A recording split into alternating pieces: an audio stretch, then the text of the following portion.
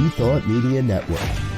We are a global broadcast network of positive music, media, and entertainment, inspiring humanity's evolution along the journey of enlightenment and creating a world of love, peace, empowerment, and prosperity for all.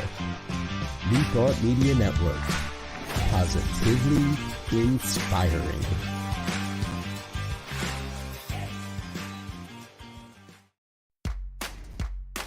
Welcome to Ministers Talking a weekly program where Rev Briz and Rev Elzia and their guests chat about current affairs, world events, spiritual principles, and any old they want to talk about. Based on the New Thought philosophy and ancient wisdoms, Ministers Talking shares a visionary perspective of the evolving spiral called spiritual living. Join us each week as we explore the emerging paradigm of life on planet Earth and beyond.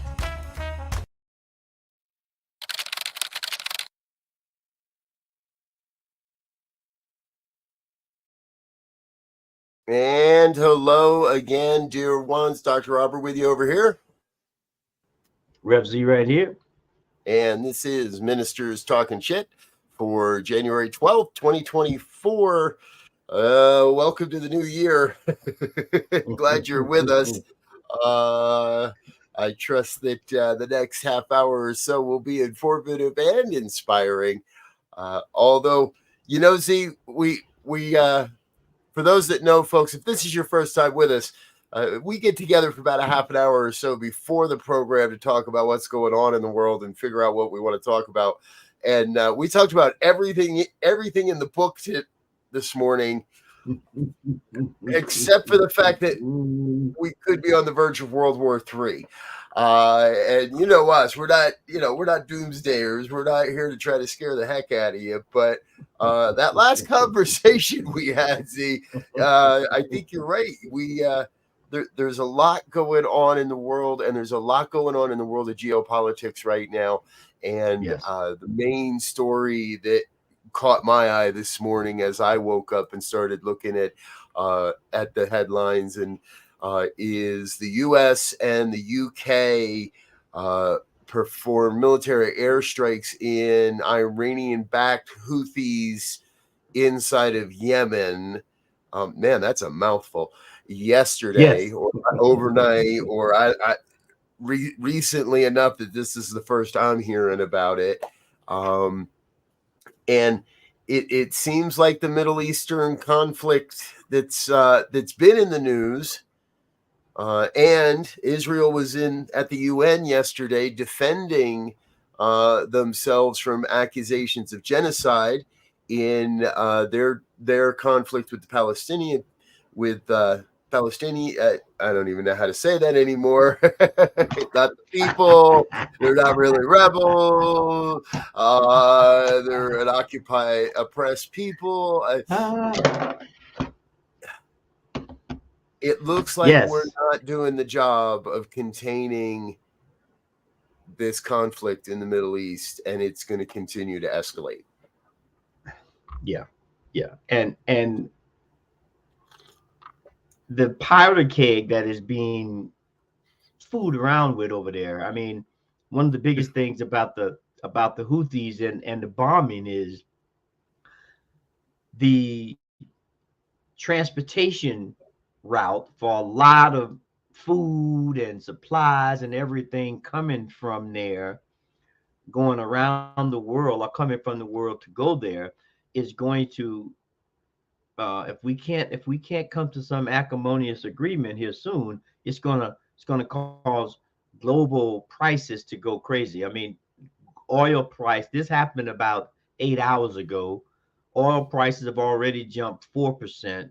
As soon as the U.S. market open in another couple of hours, or not even a couple of hours, in a couple of minutes, we'll see what the price of oil does. Just when the economy was getting, at least on this side, the inflation was being, kept at bay, and people were, beginning to get a foothold. But now again, you hear Microsoft is laying off a couple 20,000. Amazon is laying off a couple 20,000. So now with that kind of pressure, it will be interesting to see how we go, and we're going to still have news. We're going to still have news items about Lauren Boebert's husband, disrespecting his family and disrespecting his ex-wife, and that's going to run the headlines. Whereas, we could be getting ready to send our boys and girls to a freaking war zone that we don't even want to be in. Yeah. Which is bad. Yeah. And that's the point I think that we want to make sure everybody's clear on. In his statements yesterday, Biden said, quote, "These targeted strikes are a clear message that the United States and our partners will not tolerate attacks on our personnel or allow hostile actors to imperil freedom of navigation in one of the world's most critical commercial routes." So these aren't just, hey, we don't like you and we don't like your religion, and hey, you're kind of being a pain in the ass and we're going to knock you around. This is in direct response to Houthi attacks on U.S. personnel and disrupting travel through the Red Sea there. So Yep. I guess I'm glad I bought gasoline yesterday. I'm going to get some this morning. Lower around town lately, and I filled up yesterday. So, because yes, I think we are going to see a jump in another jump in gas prices due to this. How else is it going to work? Right, and the scary part is this. I think. There's a bunch of scary parts, right? But when you look at it, one of the real scary parts is what happens if other folk in that area jump in, right? You're right close. Right. Oman is right next to Yemen. They're probably not going to jump in because they're pretty solvent. They got good economics.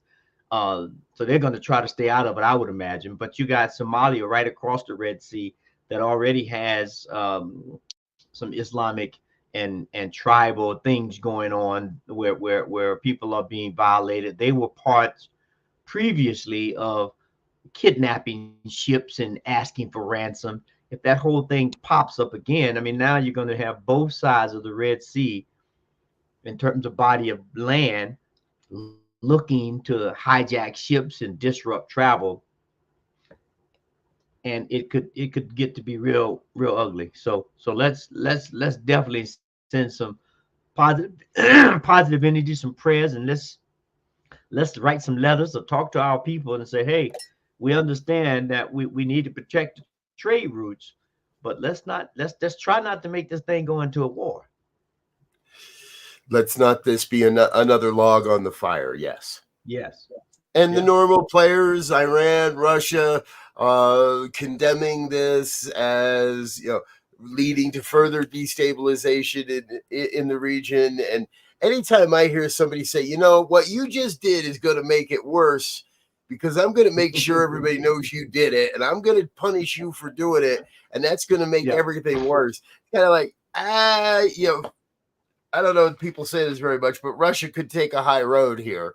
Iran could take a stricter road, and instead of just saying, oh, you can't attack Yemen, that's good, it's to actually step up and say, hey, all right, we understand there's a problem here, and we're going to work in diplomatic ways to alleviate this with the Houthis, rather than just stand behind the borders and the alignments, if you will. Yes, because you think about it, if your history, interesting, a student of history, if we look at the two world wars, they started in similar kinds of situations. There were several skirmishes, if you will, around the globe, and then people started taking sides. Right. So now we have Israel and Palestine, or Israel and Gaza. We have Russia and Ukraine. If now we have attacks, it's not a war now, it's just attacks going on in Yemen. But so now, all these parties who don't like the other party, just like back in those World War days, eventually people are going to draw sides and say, well, no, we got to step in now. Yep. So And U.S. perspective is perhaps it's because I'm looking at the Reuters website that I get this, but the response in U.S. Congress is fairly balanced. More conservative Republicans are all on board. Happy this has happened, and sorry it hasn't happened sooner. Democrats are reminding President Biden and the Republicans that military authorization rests in the hands of Congress, and Congress did not authorize this action. Just as we were kind of talking about with the Boebert story, at a certain point, we got to pay attention to this stuff because the traditional players and legacy media is going to fall into the same old, and we're going to have talking point after talking point after talking point, Yep. and talking head after talking head until there's another event. Yep. Until the Houthis decide they have amassed enough support and or might to retaliate. Yep. But we can be in a place of consciousness, recognizing that I believe there's an alternative to that. I believe there's another way to all of that.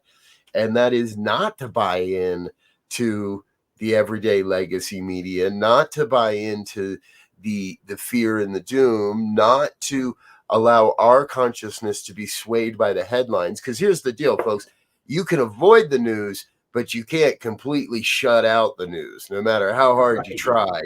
Right. Somebody's going to say something. You're going to overhear something. You're going to see a TV somewhere with a report. And especially if events continue to escalate as they appear they could. Yeah. And the thing is, one thing I think we always say we don't try to solve all the problems, but we do want to make our community, if you will, aware of issues that may be occurring somewhere in the world that will affect us. And once it begins to affect us, you have to make a choice. You have to make a decision. If something affects you, you're not just going to let it sit there and affect you. So the more you know, the more consciousness we can bring to the table, the better. So that's and that's going to be a interesting story to watch as we continue.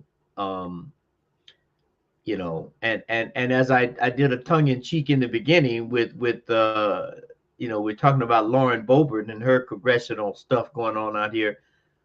We really have to begin to pay attention because we have a family squabble going on, and it is news because Lauren is in politics and representing a constituency of people. Not for much longer. And so her and her husband and her kid and the grandkid, some kind of family domestic thing, which is definitely news if there's a kid involved that's getting jacked around in this. But how do we begin to report that? How do we report that so that the onus or the focus is on the young people that are getting violated, if you will, or not being cared for, as opposed to putting it on, making a news story about the husband and wife fighting and going to jail? If they've done something that heinous, they should go. But we should be talking about what happened to the kids. I don't know. We begin to sensationalize these things. Some people find it entertaining, and it is. If I'm trying to throw fire on the fodder for a political cause or ideology or whatever, it serves some small purpose. But we got bigger fish to fry. Well, yes, I'm with you, right? And to some degree, all right, I don't know the ins and the outs of the Boebert marriage, obviously. But what we do know is that it ended in divorce. And what we know is it ended in divorce after Lauren gained national attention and truthfully national celebrity. the marriage began before any of us knew her name, and the marriage didn't end until after everybody knew her name. And so I don't want to speculate on the kind of stressors that something like that can put on a marriage. And I agree with, so to me, it isn't about the fact that that marriage failed and that they're going through what appears to be a less than amicable divorce. Jason, the husband, Jason, called police accusing Lauren of abusing it, of spousal abuse in a restaurant, of assault in a while they're in a public restaurant. Turns out police don't believe that and have arrested him on charges. But in that, what emerges is that the relationship between Jason and his son is the real linchpin, because what's emerging are allegations not of continued abuse, but in the moment fighting and in the moment abuse. So Jason's got a problem. He needs to get some help. And we got to, and I think it is society's responsibility to shine enough light onto that to be able, so other kids can see that they can be protected, so that others can see that this is not right. You can't take your frustrations out physically on your 17-year-old kid. You got to handle that separately. And now, I've got an 18 and a 16-year-old. I understand. And Elzia, you've been down that road. You understand. Anybody that's been down that road understands that there are times you might be at your breaking point and you might want to hit the kid, but you don't. But you can't. And you don't let it get physical. So we're lifting up prayers for Jason. We're lifting up prayers for the young man, Tyler. Yeah, I'm not going to lift up prayers for Lauren. So sorry. I'm just not quite there yet. That's not true. Yeah, I can pray the light. Yes. And speaking of upliftment, what about the upliftment in these political debates and the Iowa caucus coming up? And the freezing cold that Iowa is going to have to deal with in those caucuses. Now they're concerned because I think that it's going to be, down in the single digits next week when they go out to the caucus. And now they're worried that people are going to actually come out. Oh, that's a great idea. Before we go there, I just want to circle once back and say good morning to Linda. Good morning, Linda. Always having insightful comments in our program, and saw this one came through that she has gained a lot of money in the last 3 years. Yes. And yes, I can't say that she represents, and I believe, Linda, you're in the 3rd district. I'm not 100% sure, but I think you might be in the 3rd district. So, and again, her jumping ship to the 4th district is just another example of how, and here's the point I forgot to make. Thank you, Linda. You brought me back. The point I got to make is, if we have ever seen a case of politics, of absolute power corrupting absolutely, this appears to be a textbook case of that. Regardless of her love of belief in guns, but regardless of her political ideology, her rapid escalation to power, and in many cases, and I'm sure within the family dynamic, absolute power, appears to have corrupted absolutely. Yeah.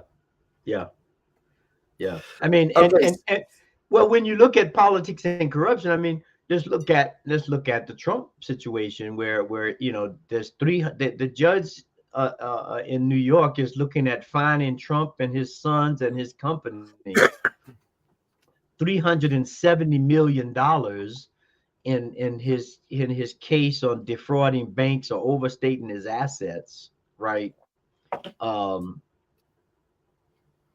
And you sit there and you think, he said, well, it's not a problem because I paid the money back. Okay, I get that. Yeah, you paid the money back, but you got the money under false pretenses, right? So you jacked up, you got more money so you could do things with that. and you able, you able I to, think to get yourself straight. I think he's nothing but a Ponzi scheme. I have come to the opinion, and this is my opinion, folks, but I have come to the opinion that Donald Trump and his company and his sons and all of it is nothing more than an incredibly elaborate Ponzi scheme. He gets in trouble and he says, no problem, because I'll con somebody else out of that money. And right now he's conning the American public out of their money in his political funds and his PAC contributions, and he's taking $20 a month from everybody he possibly can, and he's going to use it all to pay off whoever he's got to pay off to not end up in jail. And Yeah. he knows it, and his family knows it, and Yeah. that brings me back to Iowa. Yeah. Right. I want to come back to Iowa because you've been keeping me honest, at keeping me a little bit in the loop of what's happening in the Republican Party. And I wade into that pool just to the edge of insanity, folks, before I got to get out. And that's not very far in before I start. But let's go to Iowa, and let's look at, will the Republicans stand up and say that we're experiencing climate change? I mean, really, and do something about it. Yeah. It seems to me like the Republicans are still fighting over identity politics. Mm-hmm. And they had the debate yesterday, day before yesterday. I forget which one it was. I think it was what's the day? Friday. I think it was Tuesday, between DeSantis and Haley. Um, the last poll I saw was like Haley was leading DeSantis. Trump had 50 some odd percent of the vote. She had 20. DeSantis had like 14 or something. And I actually watched the debate because I want to be, I when the stories start coming out, I want to have a reference point other than what somebody else is saying. So I watched it. And I'll tell you, DeSantis looked like, in a lot of cases, a little kid in junior high school trying to make quick quips and these little things. And he just was attacking. And both of them did this, and they all do this in some cases. They weren't answering the questions, right? They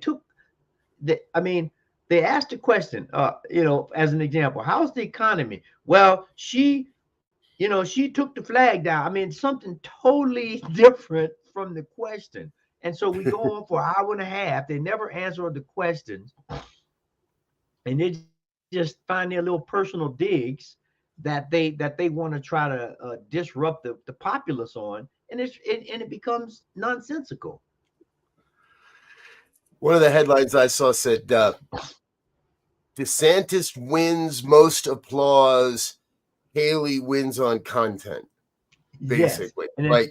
like DeSantis got more laughs and applause, but if you really drilled into it, Nikki Haley had gets the win for her explaining her platform, at least. Yes, yes, exactly. Interestingly enough, I did see a thing that Chris Christie, who has now dropped out of the race and was not at this debate, was also caught on a hot mic saying basically, come on, we all know she has no chance.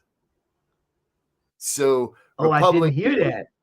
So Chris Christie seems to believe that Haley's would have no chance against Donald Trump in a Republican primary. Wow. Well, and part of my question is, why do we still assume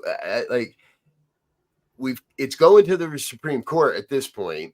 Colorado, Maine, there were two more that signed on to remove Trump's name from the primaries. Now, in the way it all happened, it didn't happen quite quick enough here in Colorado, and our Secretary of State was forced to add his name to the ballot to remain in alignment with our Constitution and our laws in this state. So his name actually is on the ballot for the primary, even though most of our legislature believes that that should not be so.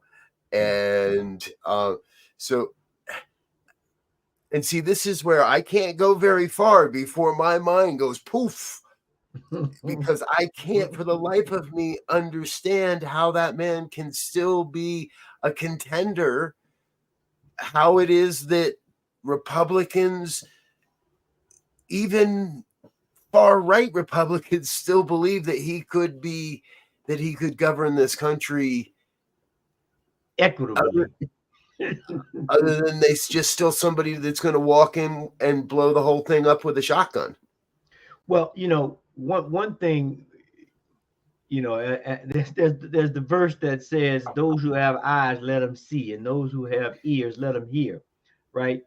If we are conscientious and we are observant and looking at things, we begin to really see the underpinnings of this country, our democracy, which we hang everything on, in peril right now, right?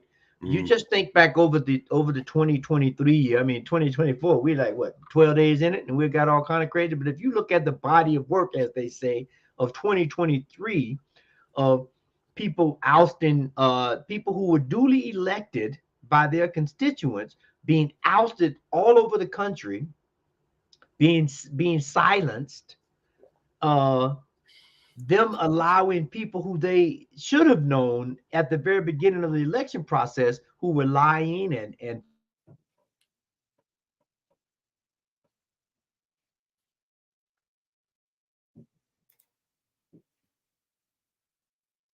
See, I don't know if it's just me, but I lost your audio.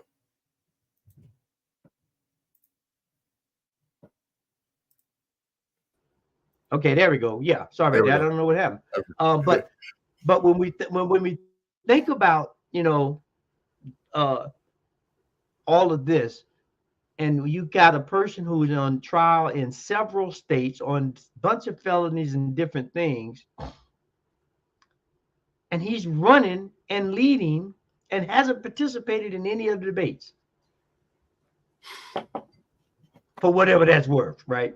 I mean, at least come state your new platform. Already said he's gonna be a dictator for the first day or two or three or whatever the count works out to be. It's all one. There's only one. That's yes. And unfortunately, I think it's those are the things we don't want to talk about, right? It's I heard this recently. I want to tie this back into New Thought for a moment, because I heard this recently from someone I very, very highly respect in the field. And I've heard other versions of it in other discussions. But the basic is, as New Thought, we were taught very strictly not to proselytize. That we don't bang on doors and hand out pamphlets, that we don't stand on the street corner and jump up on a block and preach, that we very, very clearly, you got to come to us. And if we look at, I think that is shifting. I think some of the major organizations have already begun that shift, even if it's not like public, even if we're not saying it publicly, that we're going out there and perhaps this election cycle is where it becomes necessary. Now we've got Marianne Williamson polling, increased polling in the Democratic side. Unfortunately, she and another uprising Democrat had a small debate in New Hampshire this past week. It got no press. It got ridiculed. It got laughed at, all because there's a slightly different Democratic perspective than go Joe Biden.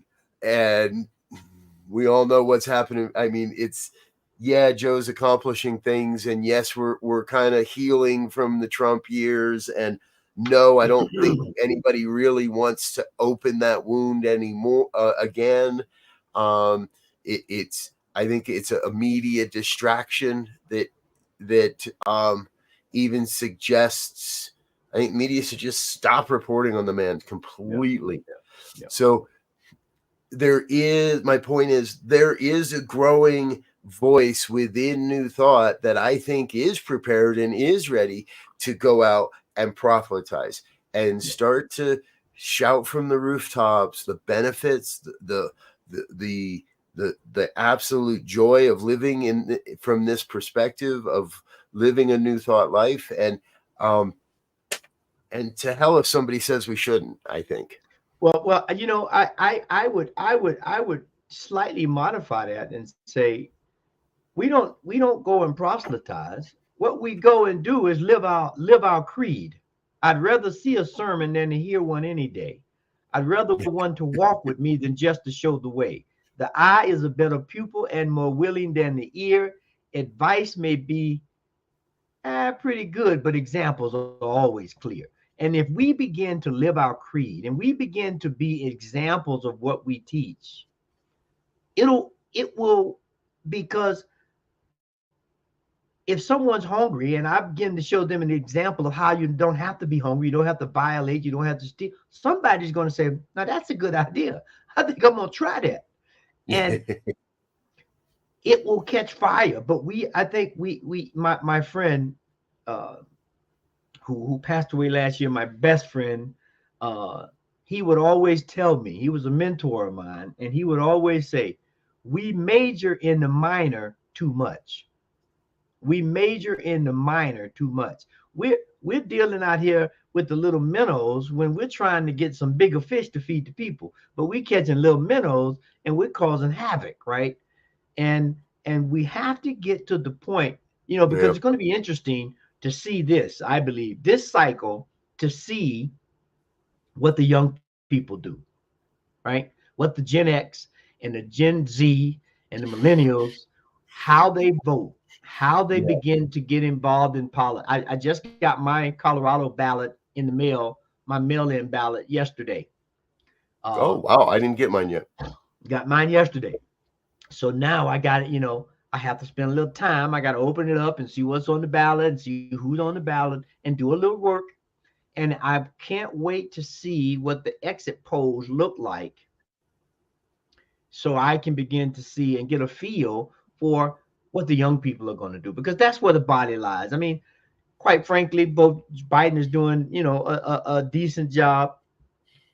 Depends on who's counting. But when you look at Trump and you look at Biden and their age, not that they shouldn't be gainfully employed, but should they be on a tinderbox with a red phone that can be picked up and say, push the button? Yes. So, competency exams for control of the nuclear football. Absolutely. Right. Yes. I'm with you 100%. I don't think either of them are the brightest minds of our time. Let's put it that way. I don't think either of them qualify in that way.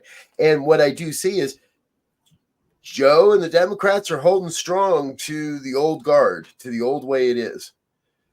I think part of Trump's attraction is his anti-government stance. And, it shouldn't surprise us that he would embrace being a dictator, even for a day.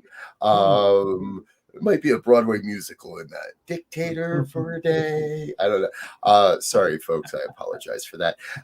So I can see, and they're both the polars, and they're the poles of each perspective. So from our philosophy, there has to be a middle way. Yeah.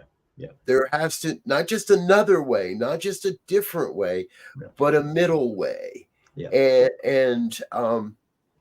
And we may not get there right this election cycle, but I think we can start moving in that direction. Yeah. Because none of this moves on a dime. Come on, we're still feeling the repercussions of Trump's bad choices, if you will, of choices that didn't support the country, and we're still healing from those wounds. And one thing is that, the left and the right take pot shots at each other. However, to be completely honest, we need to understand both sides of the issue to make an honest and supportive issue of the people. We can't go too far to the left and just be blind to the right, and we can't go too far to the right and be blind to the left, because we're going to have, gaping holes in our whatever coverage, in our programs, in our policies.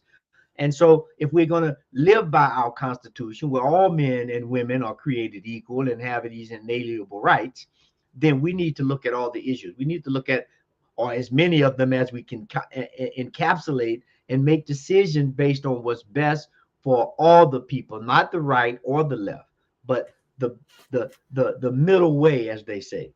Yeah. And right now we don't have that. We have people making money, making suggestions only to support their party, even when they know the dang on thing is not the best answer to solve the problem. Exactly. Linda says, we teach what we believe by our everyday actions. That is true whether I'm thinking about it or not, so I choose to think. Exactly, Linda.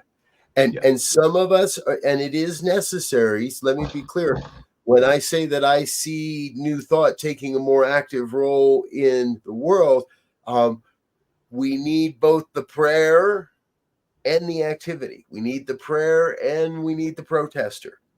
We need those that will help others to change their thinking, so that not so that they're forced into the same activity or action that we're taking, but so that they're inspired to take action in their whatever their own way is. And what I know, Linda, is I know you vote. I know you don't just think about it. I know you do enter into discussions with others. I know that you do participate in the democratic process that we live by in this country. So let your thoughts, and this is for all of us, let our thoughts inspire our activities. I agree, Z. I think one of the biggest factors is what happens with the young vote. And in some ways, looking at my own kids, my 18-year-old voted for the first time, or is about to vote for the first presidential election, and is excited to be part of the process. So I think there is a beacon on the horizon, if you will. Yeah. We what we need. You just made me think about it. We need an updated adult version of Schoolhouse Rock, where they used to have Schoolhouse Rock, and they used to talk about what the bills were, to really help the populace understand the process that we use to govern this country. In simple so we got to talk to Jay-Z. We got to talk to Jay-Z. We got to talk to Rihanna. We got to talk to some of these guys and say, look, you got to get out there and tell people more than just vote. You got to explain. You got to help yeah. All right. Who knows Taylor Swift's people? Come on, folks. Let's get it. Yeah. Yep. It'd be great to get Taylor and Beyonce to hook up and do a series. That'd be great. We put that in the airways. There you go. Oh my God. See, you are a genius. Somebody get that idea under contract. Damn. Yes. Yes. All right, folks, we're going to get out of here for now. Before we go, I do want to highlight one more quick story, because I think this is a good news story, and you're going to hear me talk more about it in the good news tonight at 5 p.m. Mountain Time here on New Thought Media Network. In California, they recently finished completing a catch net underneath the Golden Gate Bridge to catch those that are attempting suicide. Kind of an idea that, like, oh wow, I didn't think we didn't have that. Yeah, I would always have assumed there was a net underneath that, but no, that's not the truth. And this is expected to save countless lives in a suicide prevention barrier for the Golden Gate Bridge. Wow. Good news. We're going to talk more about that tonight and other good news stories at 5 o'clock Mountain Time right here on the New Thought Media Network. Be sure to come back and join us. However, between now and then, we do have our regular programming coming up in just a little bit. Get Rich 101 with Sekou Wright. 8:15, it's the morning prayers. 8:30, it's Rev Melissa with the morning sip. Spanish language programming at 9 and Spanish prayers at 9:30. 10 o'clock, practicing infinite possibilities with Lindsay Lineback back from her hiatus and live on today's program. Just One You with Rev Barbara Jean. That happens at 1 o'clock Mountain Time. And again, as I said, I'll be back with the good news and Reverend Pastor Michael Mangus with the fireside chat at 6 p.m. So we got a great full day of programming for you here on this glorious Friday. Z, any final thoughts before we say goodbye? Yeah, I guess, let's, regardless of how they use the term now in terms of being awake, let's wake up and go and get involved in understanding the issues and the solutions and the ways we can use resources to begin to create this world for works for all that we so desperately talk about and so desperately need and want. That, get involved, study, read, have conversations. Let's get it done. There you go. It just struck me that when you wake up, you stretch. Yeah, we're awake. Let's do some stretching. Let's do some flexing with what we know. All right, folks, we're out of here for now. Until next time, we want to thank you for being with us and wish you peace and richest blessings. Bye now. And thanks for listening to this week's episode of Ministers Talking. We'll be back again next week with more commentary on current affairs, world events, and any other our ministers want to talk about. And if you found value here, please share our with your friends. Until next time, peace and blessings.